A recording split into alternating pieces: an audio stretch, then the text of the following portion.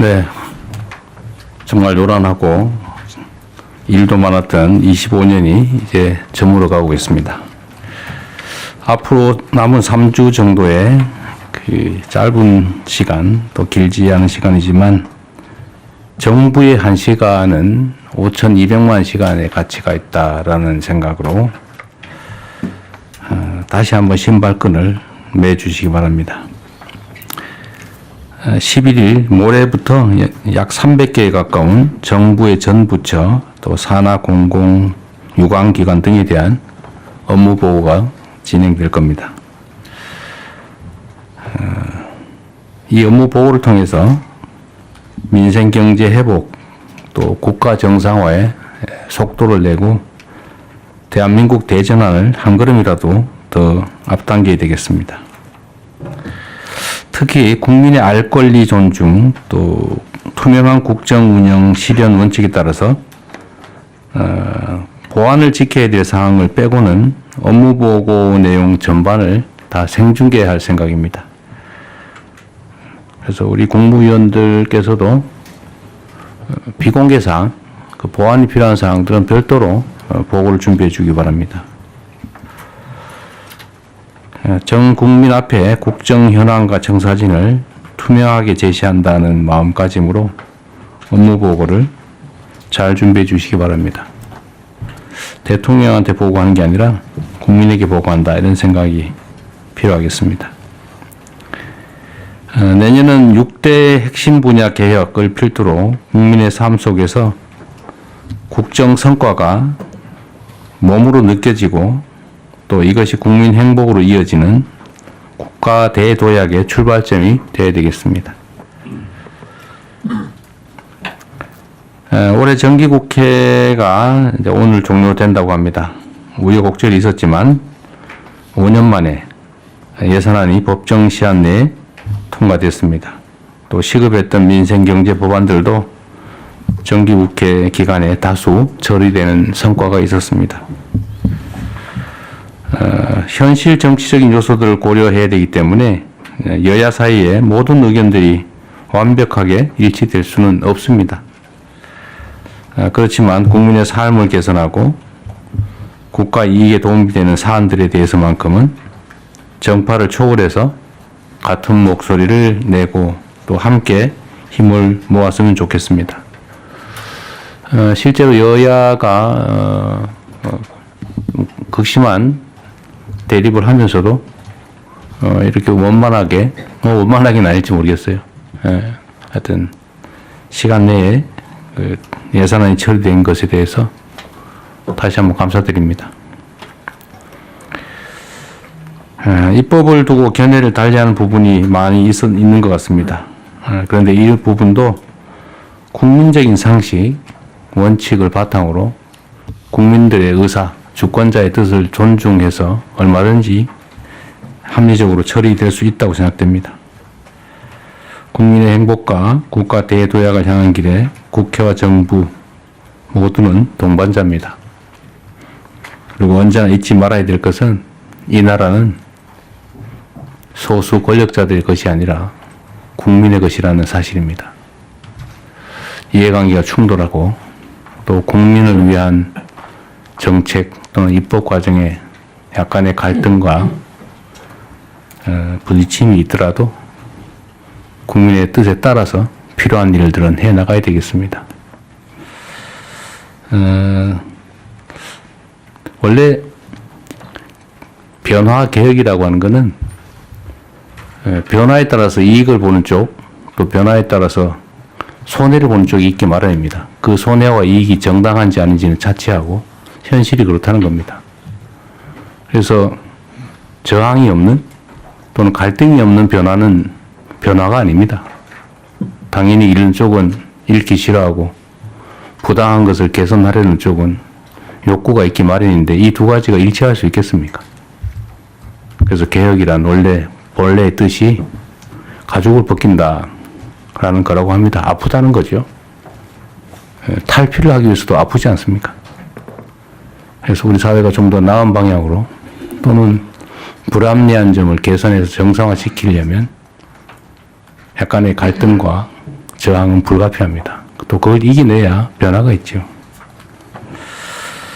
그게 저는 개혁이라고 생각합니다.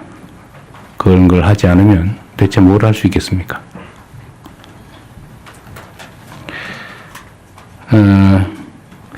세계적인 K컬처 열풍으로 K푸드에 대한 관심이 날로 높아지고 있습니다.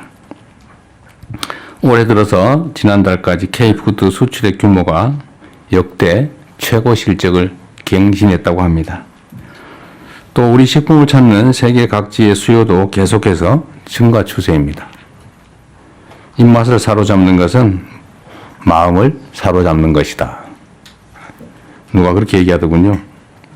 K푸드가 내수를 넘어서 전략 수출 산업으로 지속 성장할 수 있도록 정부가 K푸드의 비상을 든든하게 돕겠습니다. 관계부처는 해외 마케팅, 물류 지원, 관광 연계 상품 개발, 지식재산권 보호 강화 같은 종합 지원 방안을 마련하면 좋겠습니다. 오늘 보니까 제가 얘기하기 전에 준비한 것 같아요. 네, 훌륭하십니다. 제가 이런 생각하고 이제 어떻게 알았어요? 이게 원래 수출, 상품 수출을 하려면 상품 자체를 수출하는 방법, 광고하는 방법도 있는데, 그보다 더 중요한 게 호감이죠, 호감. 한국에 대한 호감, 한국 문화에 대한 호감, 이런 것들이 한국 상품에 대한 호감으로 자연스럽게 이어집니다. 최근에 한국 문화에 대한 호감도가 수출 증대로, 상품 수출 증대로 이어지고 있죠. 앞으로 서비스 수출도 마찬가지겠죠. 한국 문화에 대한 선호도를 높이는 것, 또 한국을 알리는 것, 이게 매우 중요하다고 생각됩니다. 문화체육부 장관이 가장 중요한 수출의 천병이다, 이렇게 생각해 주셔야죠. 네, 이상입니다. 이후 회의는 국무총리께서 진행해 주시겠습니다. 네, 먼저 현안 토의부터 하겠습니다. 오늘 주제가 K푸드 글로벌 확산 방안입니다. 농림축산식품부 장관님 발제해 주시기 바랍니다. 그 전에 간단하게 몇 개 체크 좀 할게요. 제가 누구한테 얘기를 들었는데 장관들 중에 공관이 없는 장관이 있다고 그러시던데. 법무부가 없습니다. 어디 없어요? 공관이 법무부도 없습니다, 저. 없어요? 외교부가 있고 외교부 장관님이 있고 아, 일부가 없는 게 아니라 님이 있고 다 없습니다. 일부만 있는 저는 거군요. 없습니다. 아니, 그게 제가 다 있는데 소수만 없다고 들었던 아니, 그게 아니고 다 기본적으로 없군요. 아, 국방부 장관 그냥 넘어가겠습니다. 관사가 없는 겁니다, 대통령. 예? 공관이 아니고요. 예. 통일부 장관님하고 저희가 관사가 없습니다. 아, 공관과 관사가 같은 말 아닌가? 아, 다릅니다. 네. 다른 거예요? 네. 마련해 드리겠습니다. 아니, 가만있어 봐. 그러면 내가 말을 잘못했나요? 관사가 없다. 아, 그럼 다른 장관들은 다 있어요? 그럼 말을 바꿔서. 다 있습니다. 세종에 그럼 계시는 장관님들은 관사가 있습니다. 세종은 당연히 있겠고. 서울에 있는 서울도 다 없어요? 네. 아, 서울은 다 없는 거예요? 저는 관사가 있습니다. 저는 지방 출신이라고 관사를 마련해 주었습니다. 근데 다음에 교육위원장이 지방사람이 된다는 보장도 없는데 왜? 그러면 이제 그 관사를 전세금을 다시 빼겠죠. 아, 그런 거예요? 네. 아, 지방이라고, 이게 뭔가 기준이 있어야 될 것 같은데? 네. 그렇죠. 누가 챙겨보십시오, 이게. 누구 소관이? 그 해안부에서 해야 될 해안부가 거고요. 아니네. 지난번에 말씀드렸는데 사실 법무부 장관님 같은 경우도 관사가 없어서 실제로는 집에서부터 그러게요. 출근 시간이 거의 양주에서 2시간 이상 출근하는데 걸린다고 그거 좀 그러죠. 문제겠는데? 제가 뭐 너무 시간이 많이 걸리고 저녁에 이제 국회 일정 늦으면 그래서 오피스텔을 조그만 걸 하나 얻어갖고 아, 개인 돈으로? 아니면 그건 뭐 이제 그 법무부에서 오피스텔 법무부에서? 근데 아. 이 보안이나 안전이 너무 취약합니다, 사실은. 약간 문제가 있긴 해요. 업무 효율성을 따져봐야 되는데, 서울에 있는 장관들은 관사가 없는 걸로 돼 있는가 보군요. 그것도 아닌 것 같은데? 지금 어떻게 돼 있어요? 그래서 기본적으로는 서울에 있는 그 장관님 중에서 안보부처, 국방, 외교 장관님은 원래 아예 있고, 네 있습니다. 아예 그냥 고정적으로 나머지 있고. 서울에 계시는 장관님들은 관사를 주지 않았습니다. 관사를 네. 지방에 가는 경우는 세종에만 있고 네네. 뭐 서울에는 다 없는 걸 원칙으로 했던가 봐요. 네. 그 여튼 저는 그런 생각이 좀 들었는데 이제 싱가포르 같은 경우는 공직자들에 대한 처우를 충분히 해주고 일 열심히 안 하면 확실하게 책임을 묻고 근데 뭐 공직자들한테 뭘 그런 걸 해주냐 그래가지고 막 이렇게 하는 게 과연 바람직하냐 그런 생각이 들긴 해요. 이것도 뭐 양론이 있을 수 있는데 이거는 행안부에서 그러면 실태를 정확하게 파악하고 기준이 뭔지 정확하게 좀 알려주십시오. 네, 알겠습니다. 그 노동부 장관 오셨어요? 네. 이게 임금에 대해서 우리가 보통 최저임금 얘기를 하고 적정임금 얘기도 하고 생활임금 네. 또는 뭐 공정임금 네. 이거 말고 또 있어요? 원래 이제 최저임금은 법으로 정한 최저 기준을 정하는 거고 생활임금은 최저임금보다 조금 높게 지방정부 네, 그건 돼요. 조례로 정하는 것이고 적정 공정임금 뭐예요 그럼? 적정임금이라는 건 뭐 법률적 개념이라기보다는 우리가 공사를 할 때 적정한 공기를 주고 거기에 걸맞는 적정임금을 보장해 주자 이런 네. 사회경제적 임금군요. 네, 그렇습니다. 공정임금도 마찬가지? 공정임금도 마찬가지입니다. 예. 네, 법률적 용어는 최저임금하고 생활임금은 최저임금은 이 이하로 주면 절대 안 된다. 네, 최저지요, 최저. 최저. 예. 그런데 내가 궁금한 게 전에도 한번 국무회에서 얘기했던 것 같은데 왜 정부는 정부 공공기관 뭐 지방정부 할 것 없이 뭐 사람을 쓰면 꼭 최저임금만 줘요? 예. 왜 최저임금만 주는 거예요? 이게 지금 행안부 지침인가요? 지침이에요? 왜냐하면 최저임금은 이 법으로 이 이하는 주면 안 된다는 최저선을 금지선이지 그것만 주라는 게 아니죠. 적정한 임금을 줘야 될 거 아닙니까? 맞습니다. 그리고 특히 나는 기업들은 돈 벌기 위해서 사실 법이 허용하는 또 사회적으로 용인되는 법에서 최저로 주고 이익을 최대하고 뭐 그건 심정적으로 이해하는데 정부는 돈을 잘 쓰는 게 의무인 조직이잖아요. 뭐 저축하는 게 정부가 하는 일이 아니잖아요. 잘 쓰는 거, 효율적으로 쓰는 거. 근데 그 외 사람들을 쓰면 그 노동에 상당한 적정한 임금을 줘야지 법이 허용하는 최저를 주냐고요. 그래서 공공기관 같은 데는 표준 노인 단가라는 게 있습니다. 최저임금보다 조금 높게 말하자면 지방정부에서는 생활임금처럼. 생활임금 뭐 어디 한 데는 얼마 안 되고 다 최저임금 주고 있었어요. 네, 그래서 표준 노인 단가. 다른 기관들은 어떠세요? 다른 정부들은? 다른 부처는 어떠세요? 대통령 그게 이제 최저임금 말고 적정임금 예, 줘요? 그게 이제 기관별로 사실은 공무직 같은 경우 다 틀립니다. 그게 이제 출발이 그 좀 소위 저 부처가 힘 있는 부서는 좀 높게 올라가기 시작이 되고 뭐 여성 가족 즉 성평등부 같은 경우는 굉장히 높고 이래가지고 제가 예산 실정할 때는 이쪽을 많이 이렇게 올려줬습니다만 한꺼번에 되지는 않고 특히 공무직, 뭐 일용직, 네. 비정규 이건 거의 예외 없이 최저임금을 주고 있는 것 같아요. 그게 마치 당연한 것처럼. 일종의 기준이 되어버렸습니다. 근데 이거를 뭐 노동부에서 좀 무슨 선전 작업을 하든지 해서 이걸 인식을 바꿔야 해요. 최저임금은 법에 허용해서 절대로 그 이하로 주면 안 되는 금지선이지 그 권장되는 임금이 아니잖아요. 네, 그럼 정부는 적정하게 노무의 대가에 상당한 대가를 줘야죠. 그래서 이것도 그래서 뭐든지 최저임금을 주는 게 마치 잘하는 것처럼 생각하는데 그렇게 하면 저는 안 된다고 생각해요. 적정임금을 줘야지. 그래서 각 부처에서 고용을 할 때 이럴 때도 특히 비정규직에 대해서 일용직이든 뭐 이런 비정규직에 대해서는 더더욱 적정임금을 줘야 된다. 그 제가 전에도 한번 말씀을 드렸는데 똑같은 노동에 대해서 똑같은 대가를 지급하는 건 일반적인 상식이잖아요. 그래야 되는 거지. 네. 물론 현실적으로 못 그런 경우가 있지만, 그러니까 정부는 선도적 역할을 해야 될 거 아닙니까? 그러면 기본적으로는 동일한 노동에 대해서 동일한 임금, 동일한 적정 임금이 주어지게 해야 되는데, 정부 역시도 똑같은 일을 시키는데, 그 정규직, 그러니까 안정된 고용 안정성이 있는 쪽이 임금이 더 많아요.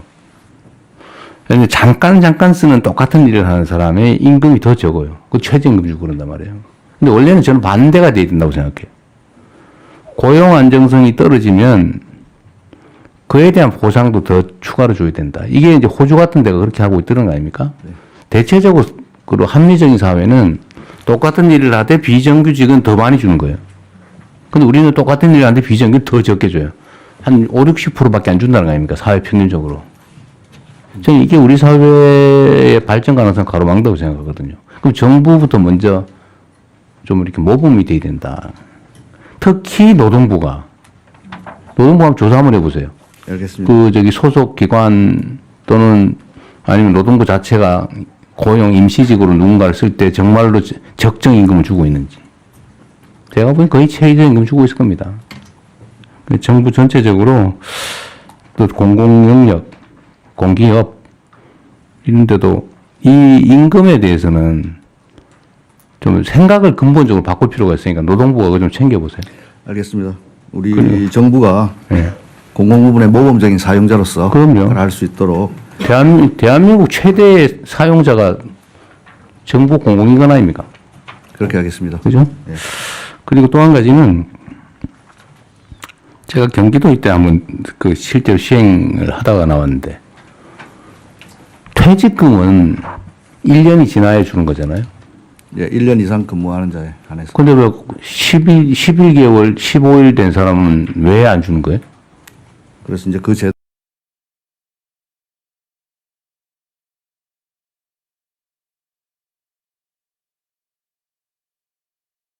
제도를 이제 악용하는 경우. 그러니까 그래가지고 맨날 정부가 그러고 있어요.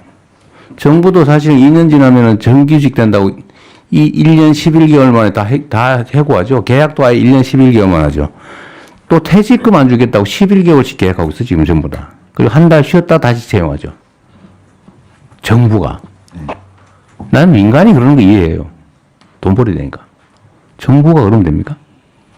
이건 말이 안 되잖아. 정부가 부도덕해요. 이러면 안 된다.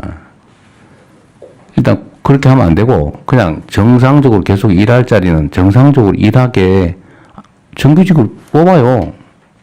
예, 상시 지속 업무에 대해서는 그럼 상시직으로 쏘면 당연히 아니 그게 정부가 먼저 해야지. 노동부는 잘하고 있는지 한번 챙겨보세요. 노동부부터 잘 챙기겠습니다. 다른 부처가 그렇게 하고 있는지 챙겨보세요. 예. 다른 부처에 대해서 시정 명령하세요.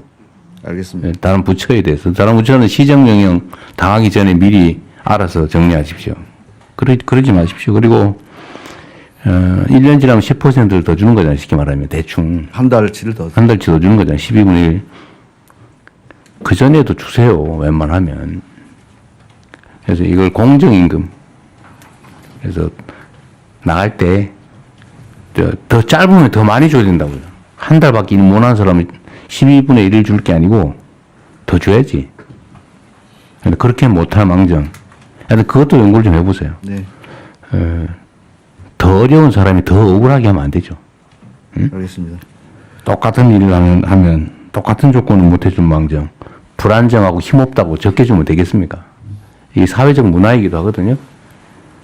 제가 꽤 길게 얘기한 이유를 잘 감압해 주시기 바랍니다. 예, 명심해서 잘 처리하겠습니다.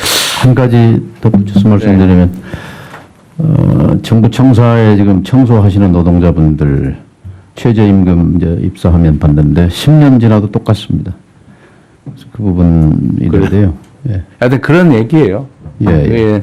말씀하신 대로 북유럽 국가들 덴마크, 스웨덴 등등 기간제, 시간제, 비정규직 터줍니다. 더 줘야 되는 거네. 그 말씀드린 거예요. 하여튼 맞는 말씀이시고요. 통일부도 있나 잘 찾아보세요. 있을 거예요. 알겠습니다. 특히 산하 기관들.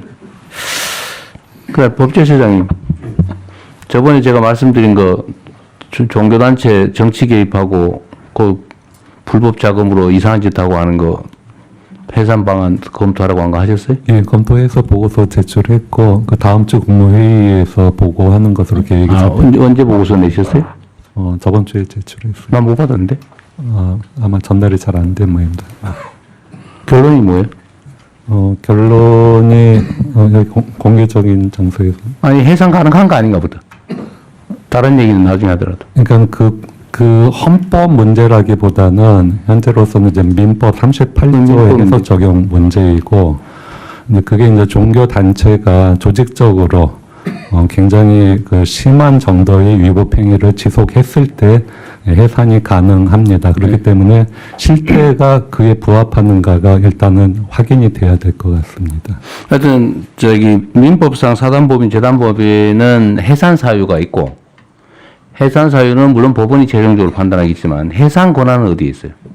해산 권한은 그 소관부처입니다. 소관부처 해산 명령을 하면 해산 효과가 발생하죠. 예, 그렇습니다. 그게 정당한지 아닌지야 뭐 소송하면 취소하든지 말든지 하는 거고. 예. 일본은 해산을 법원에 청구하게 돼 있는 모양이에요. 예, 법원에 청구해서 법원에 법원이 판단. 우리는 주무부처가 주무관청이 결정하는 거군요. 예, 그렇습니다. 재산은 어쨌든 정부에 기속될 테고 해산되면 그거는 이제 그 정관이 정하는 거예요. 그 해당 그 단체의 정관이 정해진 대로 하게 돼 있고 정관이 정해진 바가 없으면 국가에 기속하는 것으로 되어 있습니다. 하여튼 재단법인이든 개인이든 개인도 범죄를 저지르고 반사회적 행위를 하면 제재가 있는데 당연히 사단법인이든 재단법인이든 법인격체도 헌법과 법률에 위반되는 지탄받을 행위를 하면 해산시켜야지.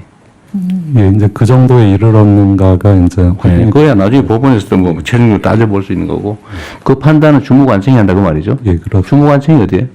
그 지금 종교단체 같은 경우에는 문체부로 알고 있습니다. 알겠습니다. 나중에 다시 추가로 예, 확인하겠습니다. 상세 보고하겠습니다. 네. 네. 농림부 장관님. 예, 보고 드리겠습니다. 준비된 자료 중심으로 말씀드리겠습니다. 지금 좀 전에 대통령님 말씀 주셨는데요. K푸드 수출이 11월 기준으로 저희가 집계를 해보니까 문체부가 아니고 네. 농림부. 푸드는 농림부입니다. 죄송합니다. 이게 방향이 잘못됐네. 네. 예. 그래서 그 사실은 전 부처가 다 같이 하고 있습니다, 대통령님. 그래서 K푸드 수출이 11월 기준으로 저희가 집계를 해보니까 농식품, 수산식품 다 합해서 123억 3천만 불입니다. 그래서 지금 이 실적은 역대 최고 기록이고요. 역대 최고 기록을 경신 중에 있습니다. K푸드가 이렇게 인기 있는 것은 당연히 우리 K컬처에 대한 인기와 더불어서 건강에 대한 관심이 한몫을 하는 것 같습니다. 가장 그 비중이 높은 시장은 여전히 미국입니다. 미국 시장이 가장 높고 그렇지만 증가율에 있어서 굉장히 주목되는 시장은 GCC 시장입니다. 전년하고 비교하면 29% 성장을 하였습니다. 그리고 품목에 있어서는 그 라면이 압도적입니다. 라면 비중이 가장 높고요. 그렇지만 신선식품도 비중이 한 15% 되는데 신선식품 중에서 특히 포도가 전년 대비하면 51% 그러니까 2배 이상 성장을 해서요. 굉장히 이 신선식품도 주목되는 시장입니다. 하지만 우리가 조금 좀 더 글로벌화하기 위해서 수출 포트폴리오를 다변화할 필요가 있다고 보는데요. 그 이유는 수출 품목을 보면 상위 5개 품목에 그 50% 정도가 집중이 돼 있다. 그리고 미중일이 그 46%를 차지하는 그 지역적으로 좀 편중이 있다. 그래서 이런 측면에서 품목과 지역을 다변화하는 노력이 필요하다 이렇게 봅니다. 그래서 K푸드를 우리 K컬처와 연계해서 세계 시장을 선도하는 우리 대한민국의 전략 수출 산업을 육성하기 위해서 관계부처와 다 함께 저희들이 지난번에 총리 모시고도 한번 보고를 드린 바 있는데 크게 4가지 방향으로 좀 그 전략을 마련하였습니다. 첫 번째는 글로벌 넥스트 K푸드를 발굴하고 육성하자라는 것인데요. 이것은 우리 관계부처와 또 민간 기업, 전문가 등이 모두 함께 참여하는 K푸드 수출 기획단을 저희 예비 모임은 했고요. 그 12월 23일에 저희가 구성을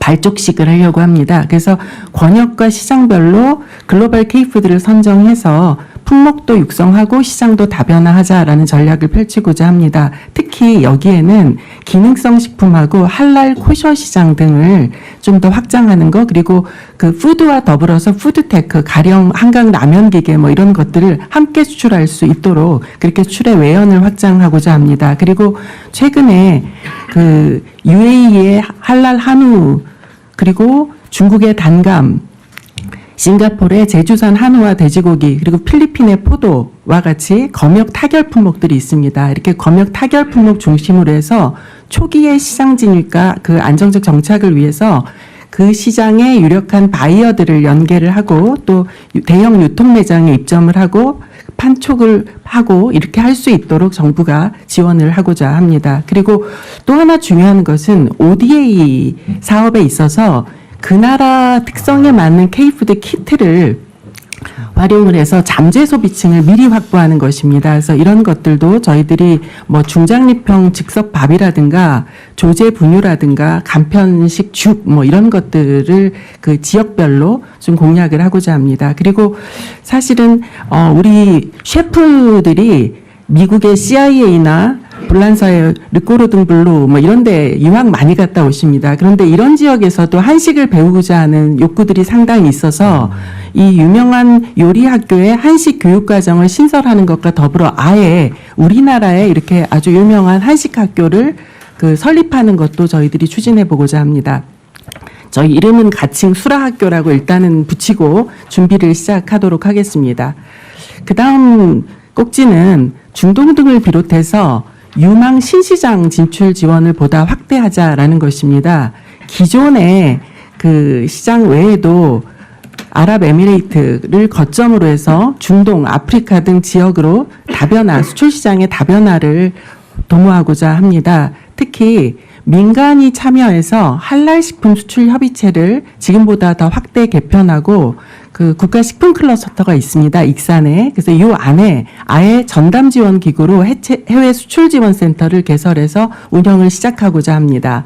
그리고 가장 이제 이 시장에 있어서 중요한 거는 기업들이 인증 부담이 상당히 있다는 측면입니다. 그래서 인증 부담을 완화해 줄 수 있도록 그 예산도 지원하는 한편 아예 상호 인정 제도를 확대를 할 수 있도록 하고 분석 장비를 고도화하고 또 현지에 전문가를 초빙해서 맞춤형 컨설팅을 함으로써 우리 수출 기업들의 지원을 강화하도록 하겠습니다. 그리고 산업부에서 그 코트라를 통해서 해외 공동물류센터를 운영하고 있는데 이 해외 공동물류센터를 그 유망 신시장 같은 경우에는 함께 공동으로 이용함으로써 그 식품 기업들의 물류 인프라를 확충하는 효과를 내도록 그렇게 하겠습니다. 그리고 세 번째는 K 이니셔티브와 융복합해서 시너지를 제고하고 해외 K푸드의 저변을 보다 확대하도록 노력하겠습니다. 가장 중요한 거는 K 관광입니다. 우리나라를 방문하는 분들이 우리나라의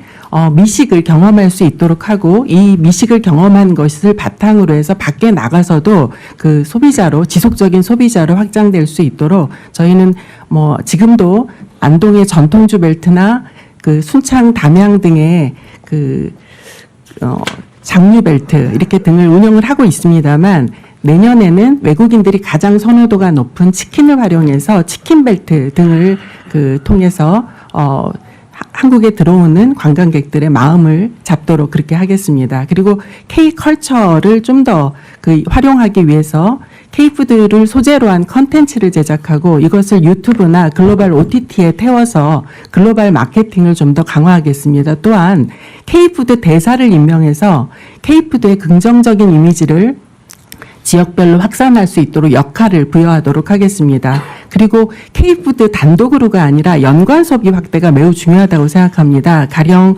그 성주의 월향농업에서는 참외만을 수출하는 게 아니라 참외 마스크팩, 참외 껍질을 이용해서 마스크팩을 같이 판매를 한다거나 그리고 또 사과박이 있습니다. 사과 껍질을 버리지 않고 경남 농업기술원 같은 데서는 아예 농업 부산물을 활용해서 화장품으로 제조를 한다거나 우리 검은콩 두유는 탈모 방지 샴푸와 함께 세트로 판매를 한다거나 이런 방식으로 K뷰티나 K푸드를 그 함께 연관지어서 소비가 확대될 수 있도록 하겠습니다.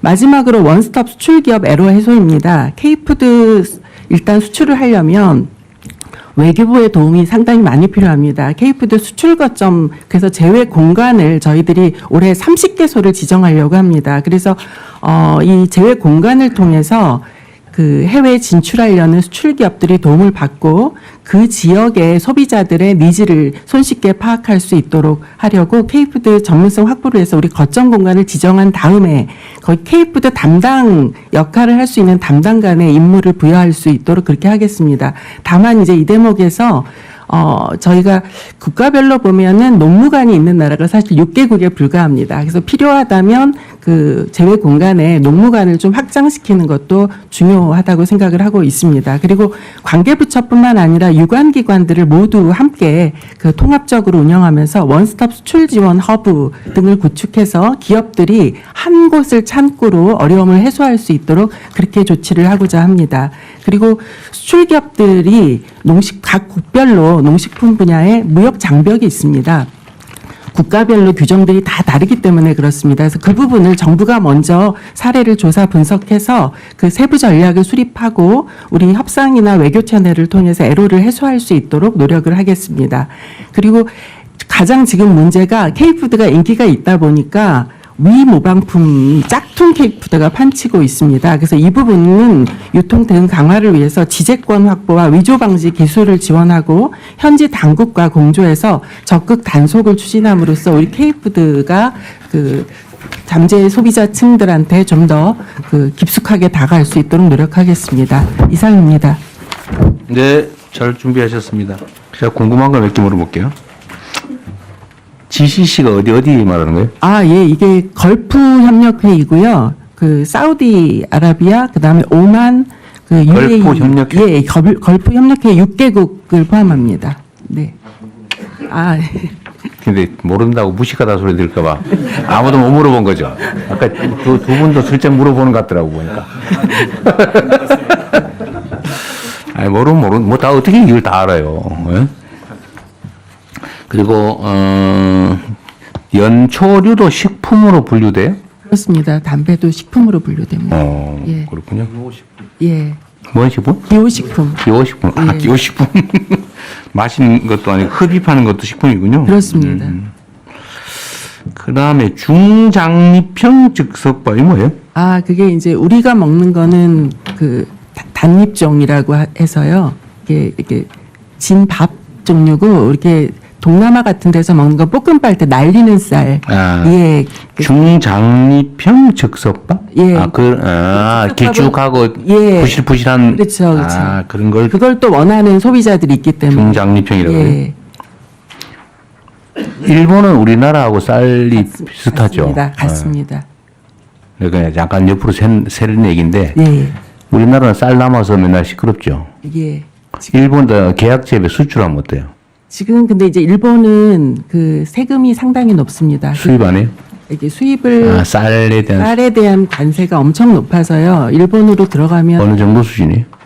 거기는 종량제로 하기 때문에 제가 지금 수치는 경우 지금 일본이 쌀값이 뭐 3배 폭등했다는 거 아니에요? 예. 저 앞으로 해결이 쉽지 않을 것 같은데. 예, 그래서 좀 저희가 지금 어떻게 하고 있냐면요. 공항 그 영종도랑 김포공항에 그래서 뭐 관광객이 사가지고 가잖아요. 예, 판매를 합니다.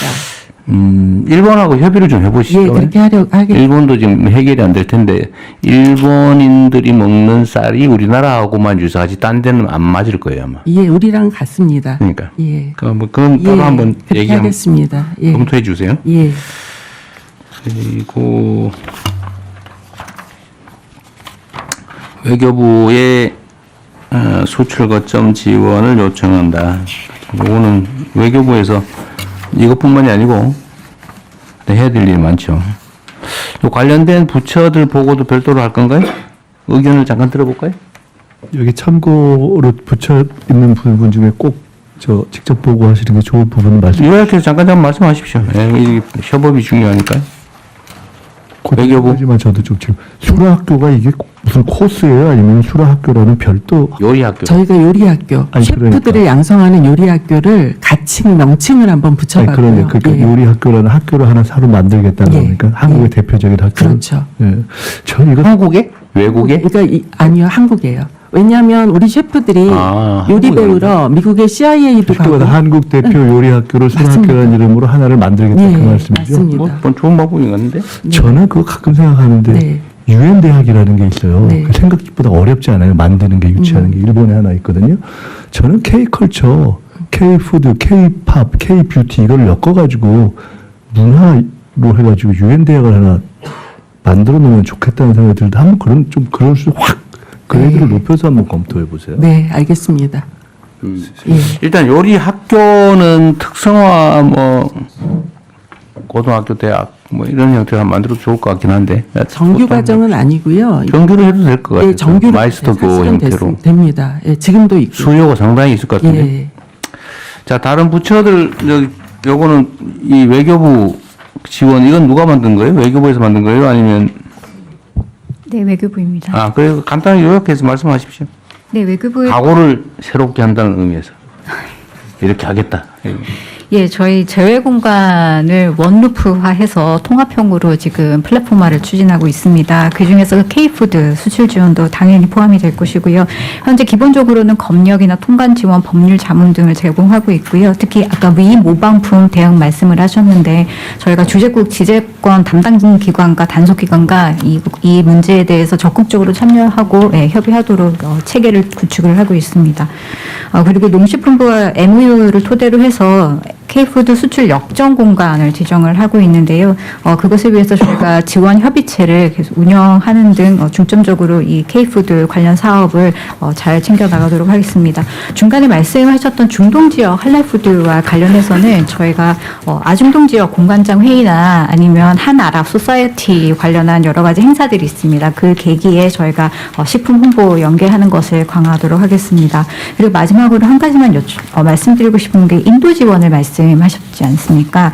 ODA 관련해서는 조금 저희도 애로사항이 조금 있습니다. 왜냐하면은 국제기구 같은 경우에는 식품류는 보관을 안 해줍니다. 그렇기 때문에 저희가 보관 창고를 임차를 하고 새롭게 이제 운영업체를 확보를 해야 되는 그런 문제가 있고요. 그리고 이것이 운송이나 통관에 걸리는 시간들이 있어가지고 이게 2달 이상씩 되고 뭐 유통기한이 뭐 이제 좀 도달하는 그런 과정에서 배분 이 절차가 조금 지연이 되게 된다면은 특히 온도가 높은 지역에서는 굉장히 식품을 관리하기 굉장히 어렵게 됩니다. 그렇기 때문에 실제적으로 이것을 받았을 때에 온전한 상태를 유지하지 못하는 그런 상황들이 있고 또 그리고 저희가 인도 지원을 할 때는 현물로 할 것인지 아니면 현금으로 할 것인지 항상 고민을 하게 되는데 만약 현물과 관련해서는 저희가 아까 말씀드렸던 여러 가지 로지스틱스를 포함했을 때 그 실제적인 지원 금액에 대비해서 운송비가 너무나 높게 측정이 되어서 이것이 효과적이지 않다. 그리고 너무 가중한 부담이 된다라는 부분도 상당히 있습니다. 그래서 저희가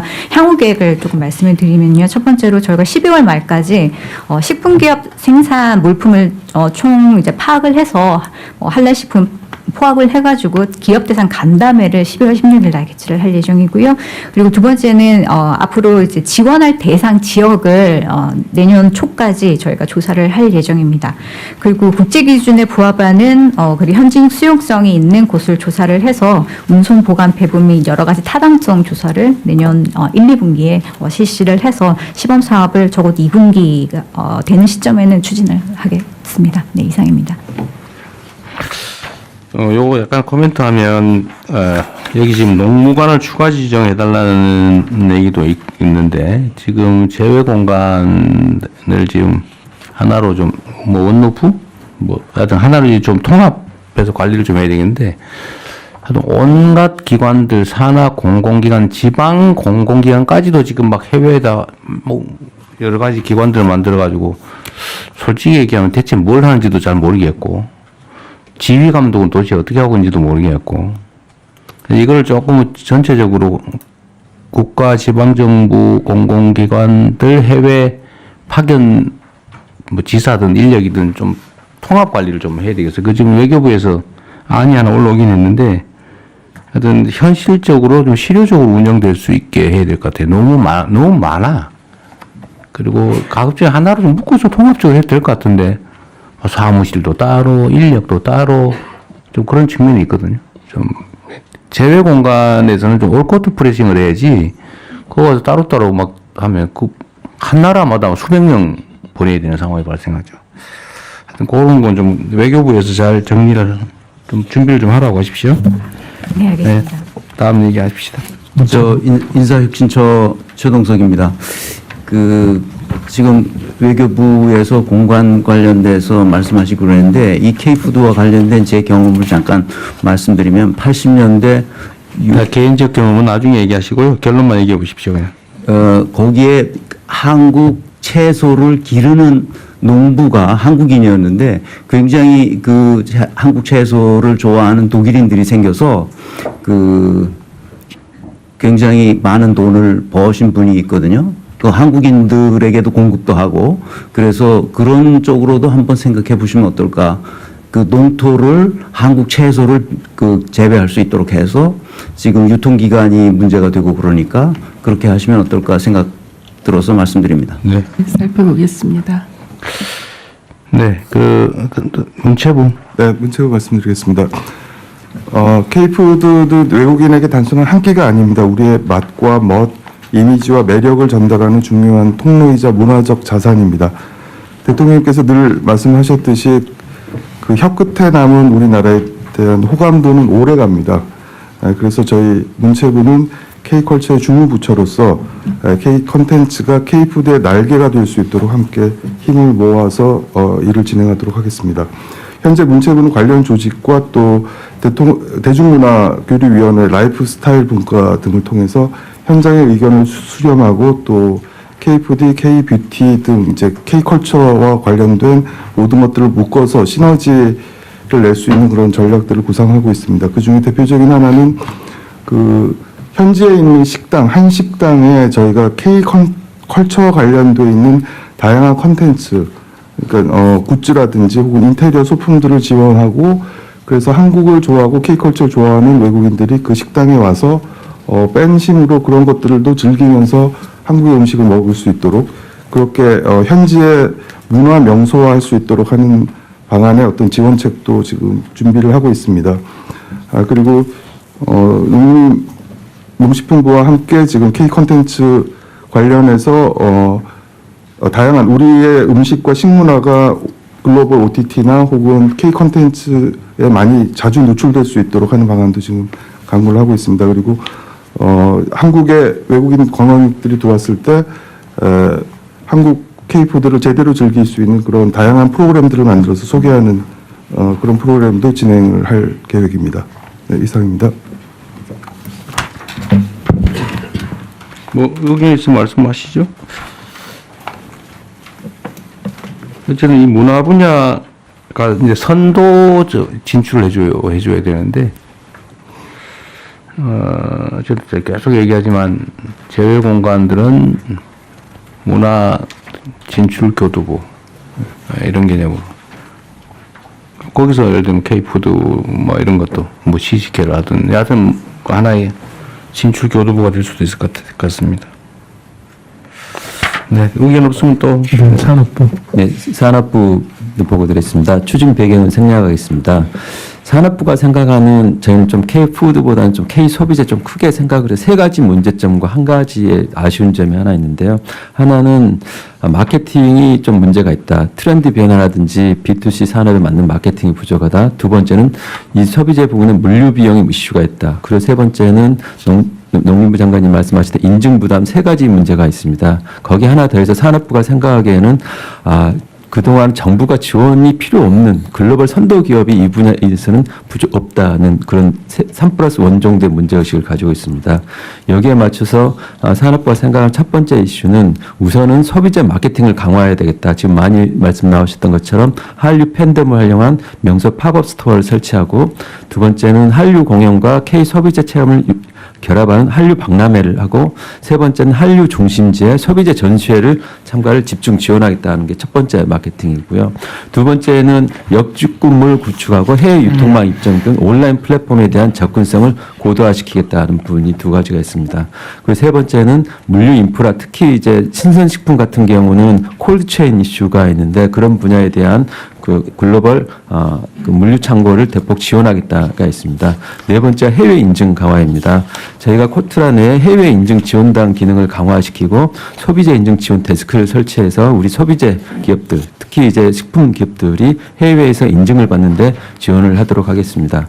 아울러 식품뿐만이 아니라 지금 현재 소비재 수출 관련해 비관세 장벽을 따른 한국판 무역 장벽 보고서를 저희들이 한번 발간을 해보려고 하고 있습니다.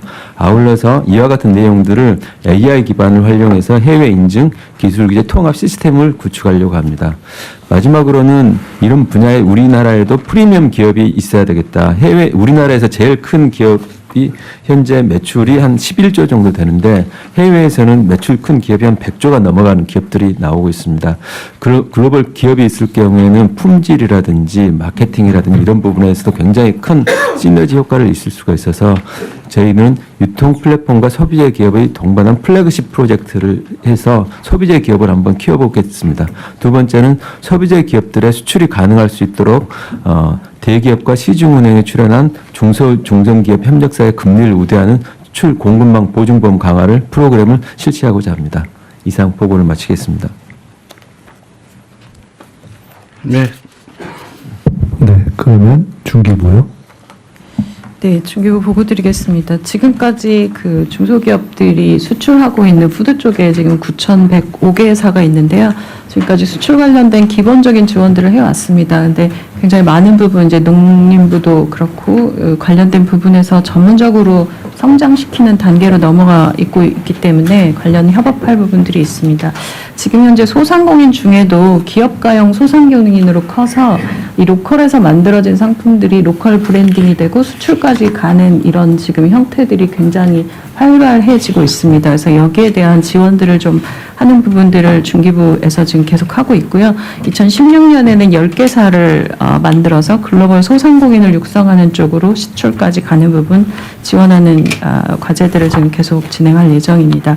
그리고 민간하고 해서 수출에 유망한 상품들을 발굴하는 작업들을 할 예정입니다. 그러니까 내 상품을 수출하고 싶어도 사실 의욕이 있다고 해서 이 소상공인이나 중소기업들 상품들이 수출이 되는 건 좀 아니기 때문에 큰 유통기업들하고 MD들이 직접 발굴하고 이걸 상품화하는 단계까지 가는 작업들을 하고요. 그중에 25년 정도에 90개를 저희가 선정을 해서 푸드, 뷰티, 패션, 라이프 이 4가지 품목에 대한 90개 제품을 K 수출 전략 품목으로 정하고 바우처 지원하고 여러 가지 인증 관련된 설명회들 이런 부분들을 하고 있습니다. 그래서 이 부분을 내년에 좀 더 많이 할 예정이고요. 그리고 지금 뭐 할랄 관련된 부분들은 농림부에서 설명해 주셨고 컬처 관련해서도 재해관 협력도 합니다.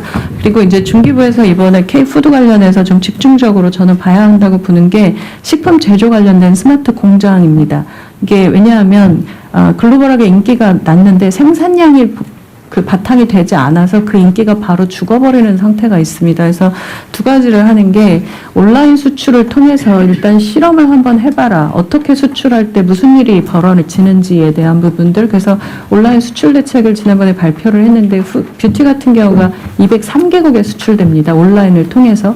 이 과정에서 벌어지는 모든 문제들을 저희가 이제 챙겨보고 있고요.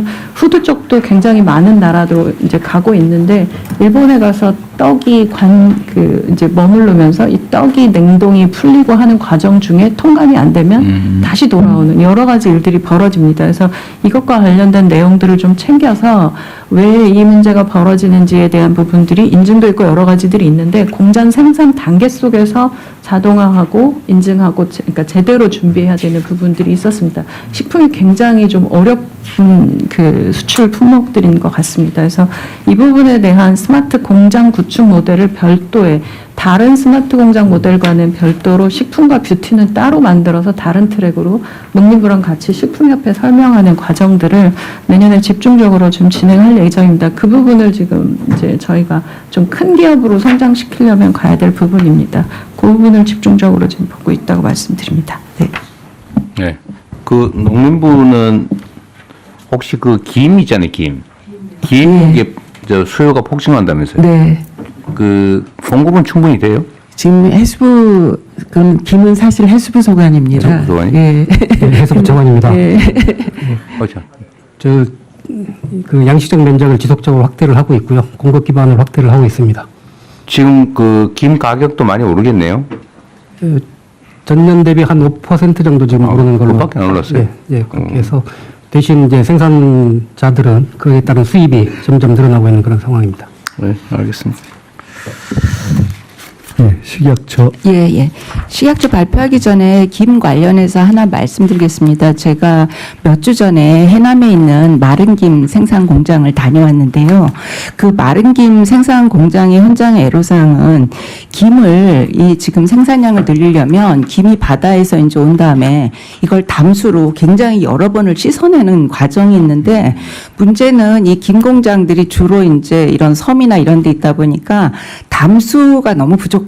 그래서 이 담수를 하려면 그럼 어디랑 얘기해야 되냐 했더니 수자원공사가 필요하고 그 기후부에서 협력을 해 주셔야 된다고.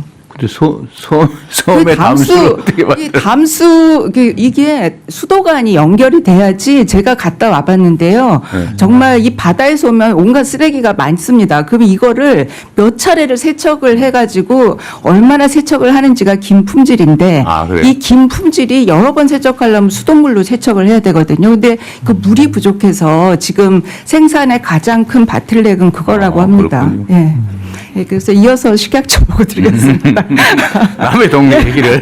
아니, 근데 제가 잘하셨어요. 들이 너무 간절하게 얘기해가지고요. 제가 이거를 좀 타부처 사안이긴 하지만 이게 좀 기후부에서 잘 물공급을 잘 할 수 있도록 물공급을 좀 하겠습니다. 해주셨으면. 네.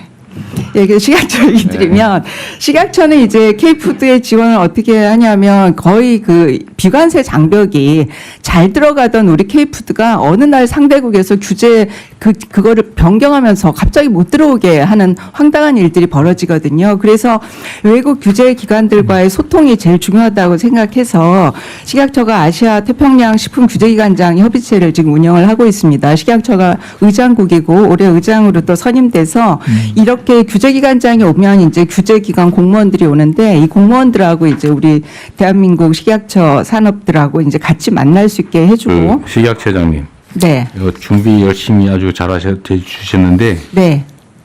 열심히 하시면 될 것 같아요, 그냥. 알겠습니다. 네, 열심히 이게 하겠습니다. 내용이 너무 전문적 내용이라. 네. 일단 알겠습니다. 들어도 네. 귀에 잘 안 들어올 것 같고, 잘 하시면 될 것 같아요. 네. 다른 사람 들어도 뭔 말인지 잘. 저 그냥 포인트만 한 두세 개 말씀드리려고 그러세요, 했는데 저희가 이번에 코덱스라고 국제식품규격위원회에서 11월 달에 해수부하고 농식품부 같이 갔는데 식약처가 의장국으로 선출됐거든요. 의장국으로 되면 우리나라 김치 같은 게 그동안 차이니즈 캐비지라고 했는데 의장국이 됐기 때문에 이번에 김치 캐비지라고 국제적으로 명칭을 바꿀 수가 있었습니다. 의장국이 되면 김치나 고추장 같은 거 국제 기준을 우리가 마음대로 좀 할 수가 있습니다. 이 정도 보고 드리겠습니다. 잘하셨네요. 잘 지켜주십시오. 네. 자, 그 다음에 지제처. 네, 지식처 보고 드리겠습니다. 저희가 그 짝퉁 위장품 단속 주무부처인데요. 현장에 나가 보면 짝퉁이 없으면 명품도 아니다 이런 말이. 그렇지. 우리나라 네, 맞는 말이에요. 그래서 어떤 때는 왜 우리 제품은 짝퉁이 없냐고 항의도. 근데 K푸드가 이제 글로벌 시장에서 프리미엄 제품으로 인식되면서 짝퉁이 정말 활기를 있습니다. OECD 통계에 의하면 이 K브랜드 전체 유상품 유통 규모가 97억 달러 정도 했는데 K푸드가 한 2,200억 정도 하나로요 된다고 합니다. 근데 굉장히 이건 보수적으로 잡은 거고요. 근데 문제는 이게 아까 대통령께서 말씀하셨듯이 이게 이제 소비자들의 K푸드라는 게 위조성품 짝퉁이 돌면은 소비자들의 건강, 안전에 위해가 가기 때문에 이 현지 소비자들한테 호감을 잃게 되는 그런 문제가 있습니다. 그 다음 페이지 사진을 한번 보시기 바랍니다. 이게 실제 보면 제가 인도네 첫 번째 보이는 사진이 인도네시아 식품회사 홈페이지를 제가 찍은 겁니다. 이 보면 우리나라 식품회사인지 외국 업체인지 도무지 구분이 안 될 정도 온통 다 한글 우리나라 제품입니다.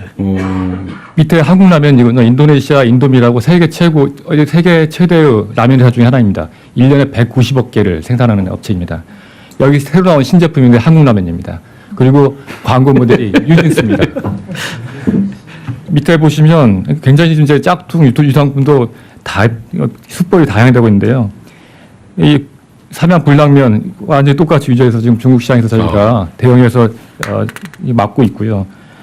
이 밑에 보면 이제 국내 상표를 무단 선점해 가지고 아예 시장 지금 막거나 아니면 또 시장 지금 막거나 또 상표권 침해로 판매 금지, 손해배상 청구까지 하고 있습니다. 제일 아래 보면 부산어묵 이게 바로 대표적인 사례인데요. 부산어묵을 등록을 해가지고 우리나라 현재 그 진출한 5개 중소기업들 판매 금지 처분을 지금 내리고 손해배상 청구를 하고 했습니다.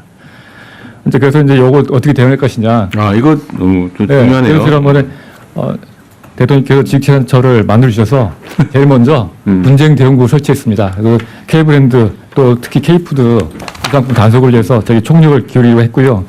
먼저 3단계 지금 전략을 좀 추진하고 있습니다. 먼저 사전에 먼저 제일 중요한 게 현지에서 우리 IP를 확보하는 게 제일 중요합니다. 그래서 특히 중소기업들은 열려 있기 때문에 정부에서 우리 디자인권, 상표권을 취득할 수 있도록 최대한 먼저 지원하겠습니다.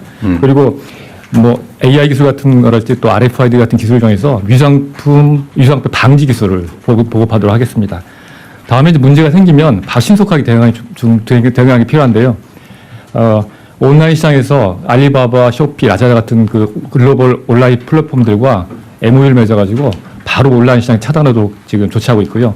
현지 공안, 단속기관들과 긴밀 접촉해서 피해 기업들 바로 현지에서 단속이나 지원토록 그렇게 하고 있습니다.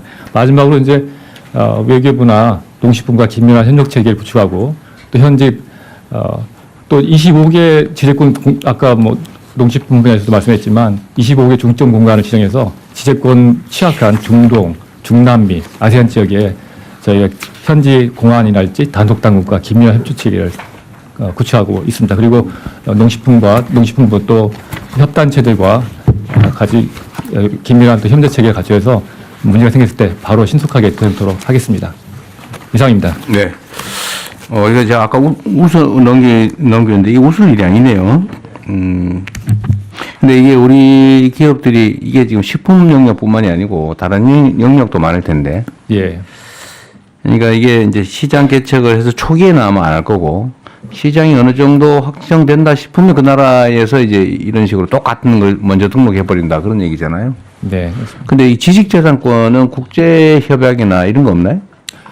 그것도 아무리 국내에서 먼저 등록했더라도 명백하게 남의 상표를 훔친 거면 이게 안 되는 거 아닌가? 네. 지식재산권 분야가 세계적으로 가장 표준화되고 또 아주 표준화되고 가장 잘 정비되어 있는 분야입니다. 국제화되어 있는 분야입니다. 그러니까 예를 들면 문제는 아까 인도라고 그랬나요? 부산어묵은? 예, 문제는 속지주입니다. 각 해당국에 등록을 해야만 상표권이나 기술이랄지 브랜드 디자인 다 그러니까 받을 수 그걸 맞는데 예를 국내에서도 마찬가지잖아요. 네. 먼저 등록하는 게 우선권을 네, 갖는데 그렇습니다. 명백하게 먼저 있던 걸 뺏겨서 등록을 하면 무효 아니에요.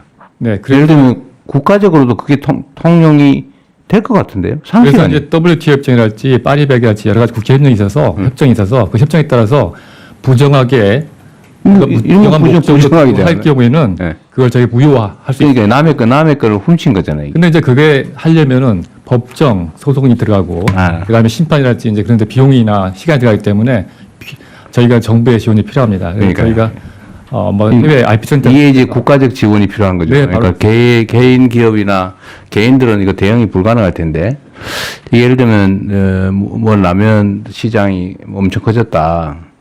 그러면 사실은 상표 전쟁에서 이기면 옛날에 미국하고 우리나라하고 이게 기술 분야에서 사실 이런 일이 많이 벌어졌는데 예. 사실 뺏긴 게 많았잖아요.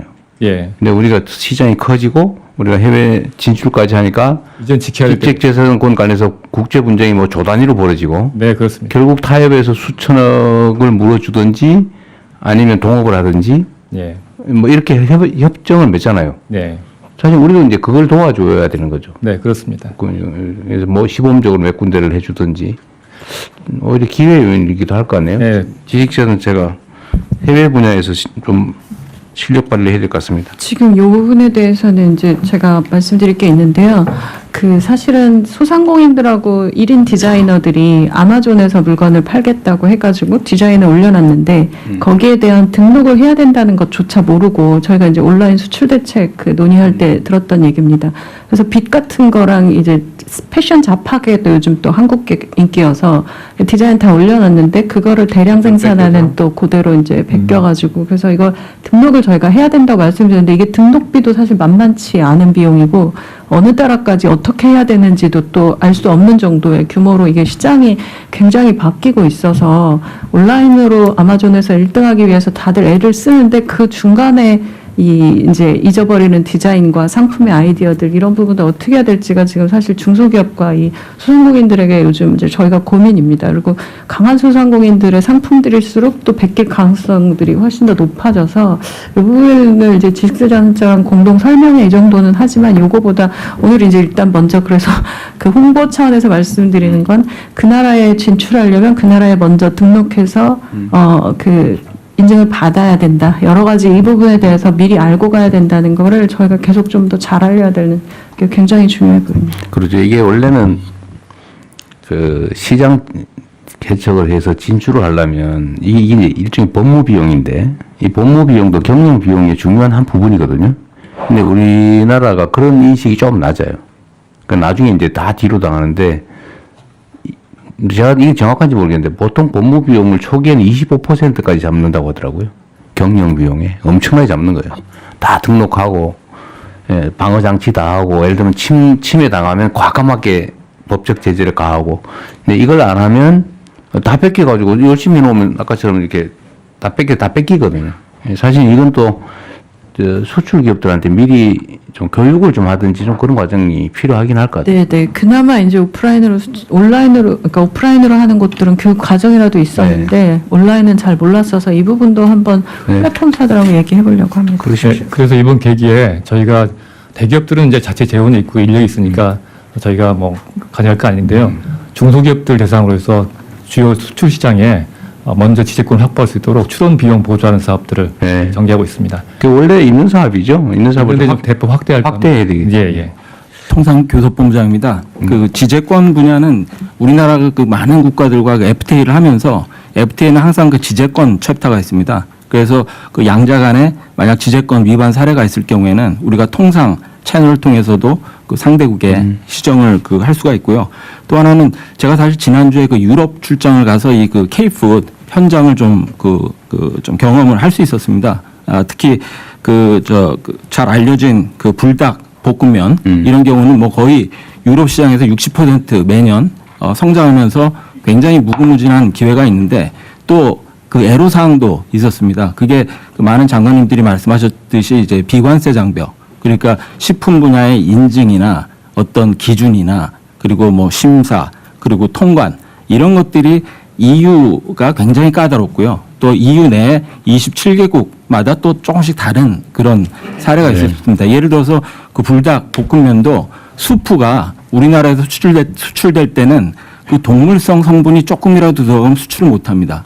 그러다 보니까 지금 그 EU에 수출할 때는 그 동물성을 다 없애고 그렇게 좀 배합 비율을 달리 해가지고 맛이 이제 비슷하게 나도록 그렇게 해서 수출하거나 아니면 현지 공장을 세워가지고 현지의 그 동물성 성분을 사용을 해야 됩니다. 이러다 보니까 중소기업들의 경우에는 이게 그 수출을 가능성이 있지만 이런 데서 막혀가지고 그렇기 때문에 일단은 앞으로는 이제 그 비관세 장벽 이쪽에 이제 통상 당국에서도 좀 이제 공세적으로 해가지고 지금 한국판 이런 그 무역 장벽 보고서 이런 걸 통해서 우리 기업들 애로를 직접적으로 해소할 수 있도록 그렇게 하겠습니다. 네. 문체부입니다. 그 K컬처도 명품 반열에 올랐기 때문에 짝퉁이 왔습니다. 그리고 근데 즐거워할 일이에요. 네네. 그리고 불법 대응을 적정하게 잘해야죠. 불법 유통도 많아서 이번에 저작권법 개정을 하면서 직접 저희가 모니터링하고 긴급히 이제 차단할 수 있는 그런 부분으로 대응하고 있습니다. 하지만 이제 피해가 발생한 부분은 현지에서 저희가 또 법정 소송을 해야 되거든요. 그래서 업체들에게 바우처 그 법률 지원을 해줄 수 있는 비용을 보전해 줄 수 있는 바우처를 발행해서 지원 프로그램도 가동을 하고 있습니다. 하지만 외교부를 비롯해서 모든 부처들이 같이 이걸 움직여줘야 저희가 좀 실효성 있는 대응이 가능해서 관심을 많이 가져주시기를 바라겠습니다. 그래야죠. 자, 또 네, 넘어가도 될까요?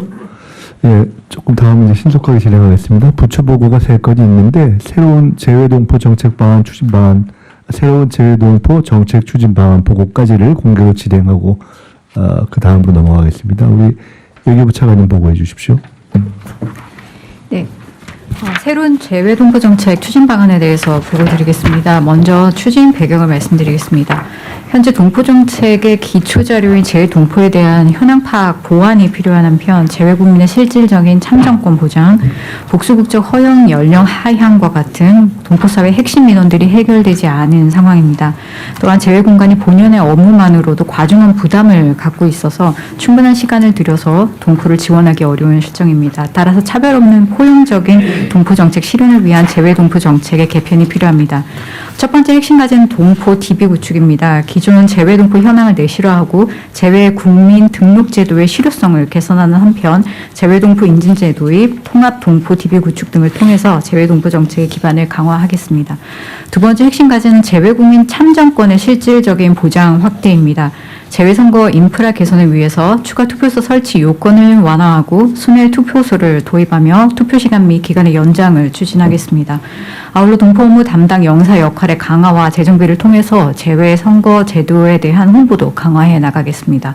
또한 우편 전자투표가 도입될 수 있도록 블록체인, ARS 등을 활용한 본인 확인 기술에 기반한 안전한 투표 방식 도입을 위해서 관계기관과 지속적으로 협의해 나가는 한편 공직선거법 개정안이 2026년 상반기에 통과될 수 있도록 노력하겠습니다. 마지막 핵심 과제는 재외공간의 동포 지원 역량 강화입니다. 재외공간이 현지의 작은 정부로서 기능할 수 있도록 재외공간의 구심점 및 편입 제공 역할을 강화하겠습니다.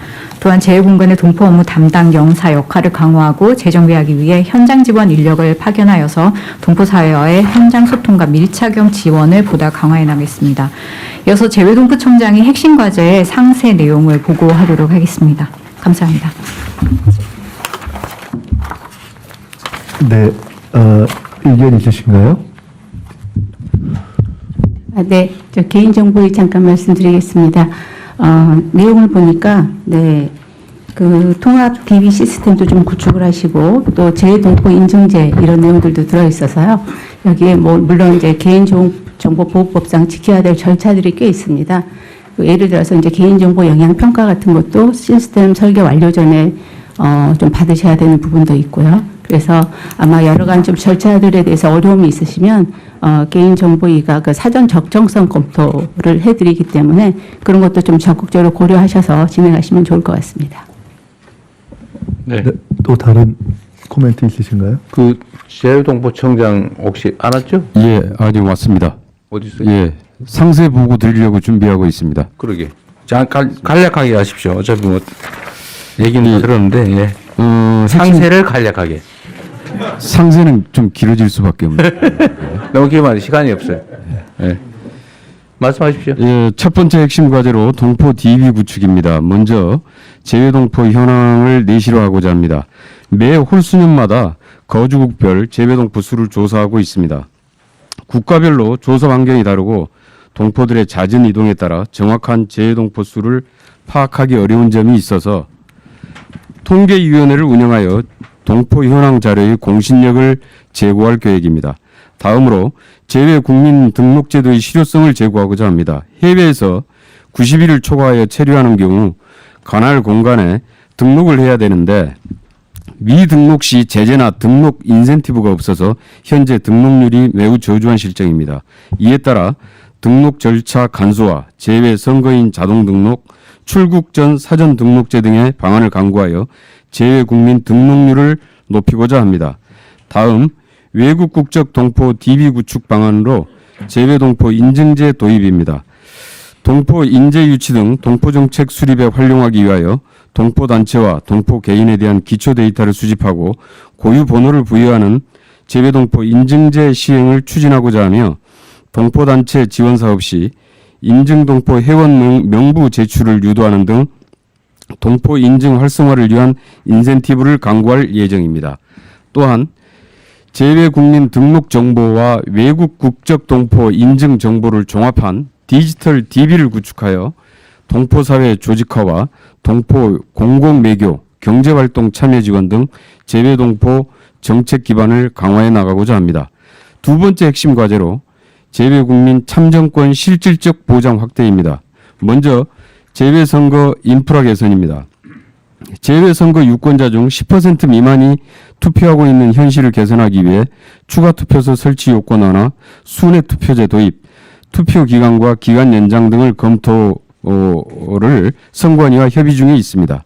또한 동포 용사로 하여금 재외선거 제도와 선거권 관련 사항을 상시 안내하는 등 현지 홍보를 확대해 나가고자 합니다.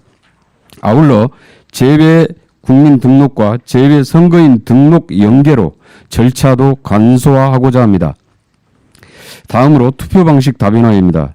현재 현장 투표만 가능하나 앞으로 블록체인 기술과 ARS 등을 활용하여 안정성이 확보된 투표 방식을 도입하고자 합니다. 현재 우편 투표, 전자투표 도입 관련하여 국회 심사 중인 공직선거법 개정안이 내년 상반기 중에 통과될 수 있도록 노력하겠습니다. 세 번째 핵심 과제로 재외공관의 동포 지원 역량 강화 방안입니다. 재외공관이 재외동포들의 구심적 역할을 할 수 있도록 동포 지원 기능을 강화하겠습니다. K컬처 등 공관의 융복학 사업을 동포사회와 긴밀히 협력해 추진하며 동사업의 효과성을 제고함과 동시에 동포사회와의 유대감을 더욱 높이고자 합니다. 다음으로 재외공관 역할체계 정립과 동포 영사 기능 강화입니다. 현재 공관별로 동포 업무 영사가 동포 업무를 겸임하고 있어서 타 업무 병행에 따른 업무 과중으로 동포사회와의 실질적 소통과 지원은 사실상 미흡한 상태입니다. 과거 재외동포 재단 시절 동포 대규모 밀집 지역에 파견했던 동포 전담 영사가 완전히 다 철수하고 지금 없는데요.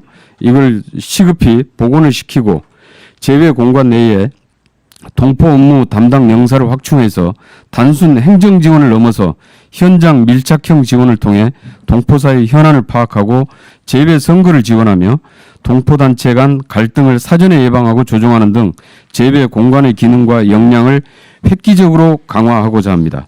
이상 보고를 마치겠습니다. 네, 간략하게 상세하게 잘하셨습니다. 재외 국민들이 247만 명이라는 거죠. 네, 그렇습니다. 247만 명인데 투표가 20만 명밖에 못 한다는 거고, 하여튼 이 재외 국민들이 방치됐다는 느낌이 들지 않게, 저는 재외 국민 현황도 법무부가 출입국을 관리하면 자료가 있을 거 아닙니까? 뭐 이 사람이 나갔으면 들어왔는지, 그다 장애인 재외동포청하고 재외국민 그 관할 업무를 하는 데하고 네네. 자료 공유를 하든지 아니면 협력을 해야 될 것 같아요. 예, 그렇게 하도록 하겠습니다. 네네. 그 실제 시스템을 좀 갖추도록 하시고요. 그 예를 들면 출국은 베트남으로 했는데 베트남에서 어디로 갔는지도 원래 국내에 통보가 됩니까? 홍보는 안 되고 확인을 해야 돼요. 네. 뭐 그런 예외적인 경우를 할 수 없더라도 하여튼 어디로 출국을 했다고 하면 기본적으로 재외동포청이 관리를 같이 해야 되겠죠. 네네. 특히 장기 체류의 경우는. 하여튼 주권자로서 주권 행사에 부족함이 없도록 저는 최대한 잘 챙기기 바랍니다. 알겠습니다. 네. 네, 추가적인 의견 없으시면 원안대로 접수하겠습니다. 네, 그럼 여기까지 이제 오늘 회의를 공개하겠습니다. 이후 순서는 비공개로 진행하오니 언론인 여러분께서는 협조해 주시기 바랍니다.